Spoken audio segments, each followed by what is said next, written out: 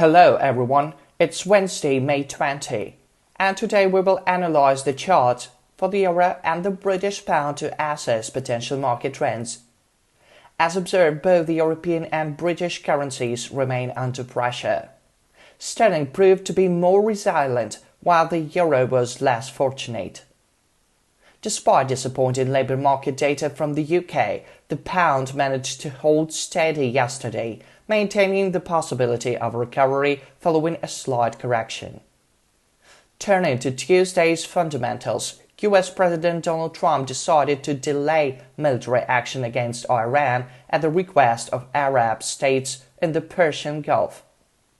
Nevertheless, commanders remain on full combat alert and, according to Trump, are prepared to launch a new attack against Iran, which could exacerbate geopolitical tensions and strengthen the dollar.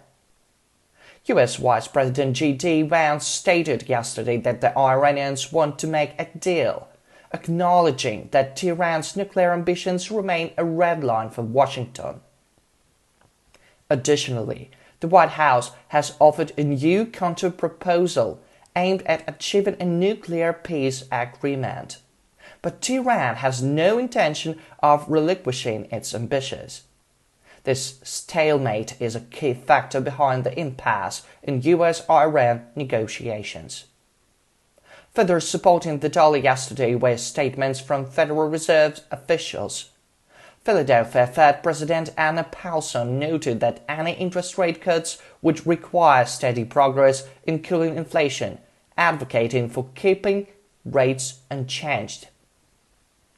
This hawkish rhetoric bolstered the greenback, increasing the likelihood of monetary policy tightening later this year. Federal Reserve Governor Christopher Waller also delivered a speech emphasizing the need to overlook tariff-related inflation. Kevin Warsh, the nominee for the chairmanship of the Fed, remarked on plans to reform the Fed's communication strategy by reducing the number of press conferences and speeches by policymakers, suggesting that these only introduce uncertainty into markets. Now let's take a look at today's macroeconomic calendar. It includes important data on UK consumer prices for April, with inflation expected to rise by 0.9% month-on-month and 3.0% year-on-year. The calendar also features producer price data from Germany and consumer price readings from the euro area. Eurozone annual inflation is projected to be 3% in April, with core inflation expected at 2.2%. If these figures surpass analysts' expectations, the euro and the British pound could recoup some of their early losses, and this would heighten the likelihood of interest rate hikes by central banks in the near term.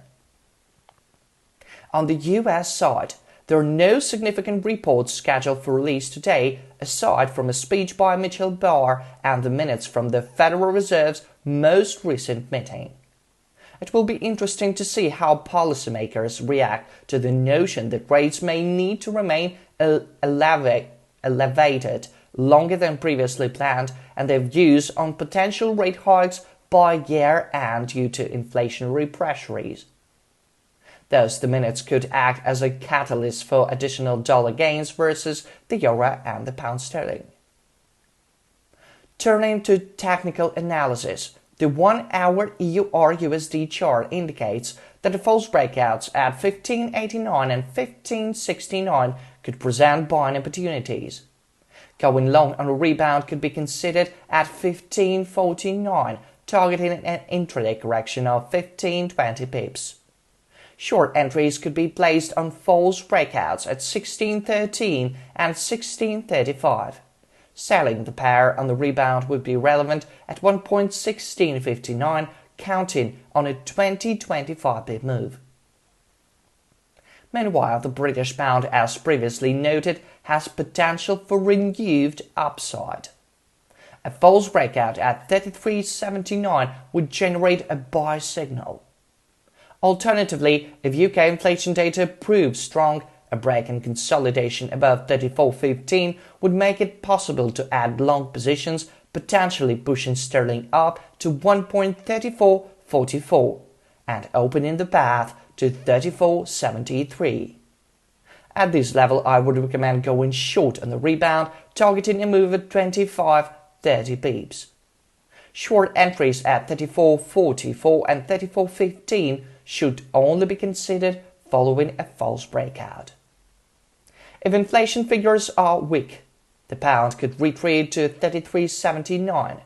A drop below this level would trigger a sell signal, dragging sterling down to 33.44 and possibly even to 33.02, where it would be prudent to go long on a rebound, targeting intraday correction of 30-35 pips. Buy entries at 33.44 and 33.79 should only be considered only after a false breakout. Best of luck to everyone.